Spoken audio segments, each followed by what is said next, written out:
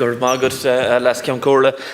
I want to thank Sinn Féin for putting this motion forward, and I thank Minister Cleary as well for his presence in the chamber.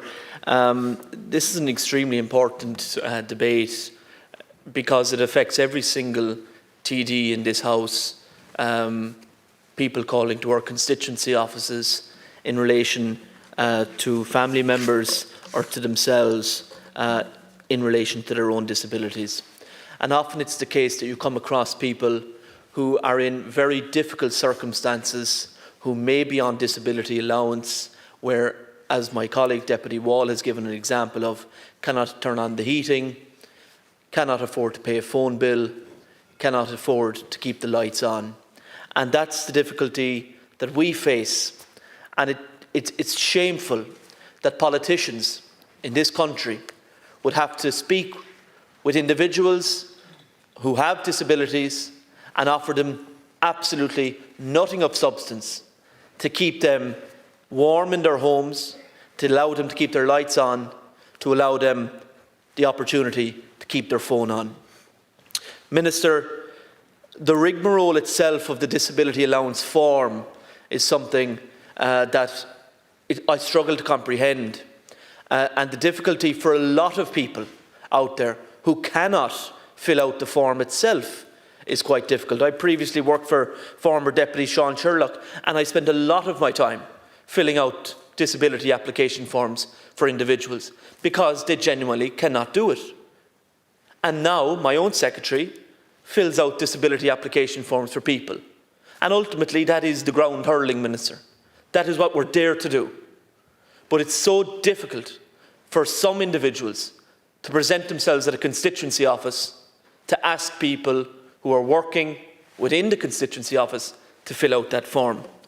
I want to slightly touch on something, Minister, that goes out of your own remit, if you'll indulge me on that, and that is the assessment of needs in this country.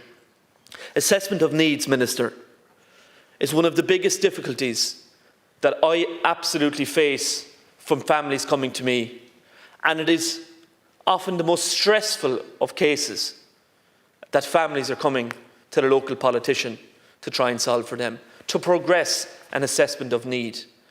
And it's deeply emotional. It absolutely is deeply emotional. And it is emotional, Minister, because at the centre of it is a child.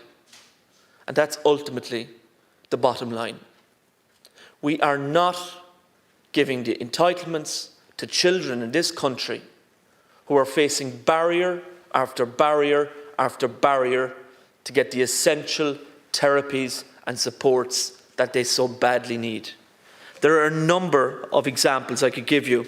A manager and a CDNT team in Cork told a family, and I quote, "We are finding it impossible to source a psychologist to allow us to complete the assessments. We are continuing to explore all the options, but we are not in a position to complete any autism assessment right now."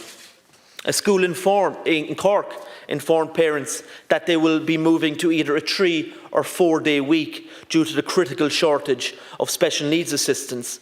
These children, Minister, depend on consistency and care provided in schools. I want to very briefly compliment Minister Michael Moynihan for the progress that he has made in the rolling out of essential school therapies. But the consistent barriers that students are facing, and I know this from absolute experience, and I'll say it on the record of the Dáil, I know it from experience. There are children who were in my classroom, Minister, at a secondary level, who should not have been in a mainstream environment. They should not have been. But the reason they are in there is because there was such a backlog in assessment of needs that they couldn't have been given the opportunity to go in to a special education needs setting.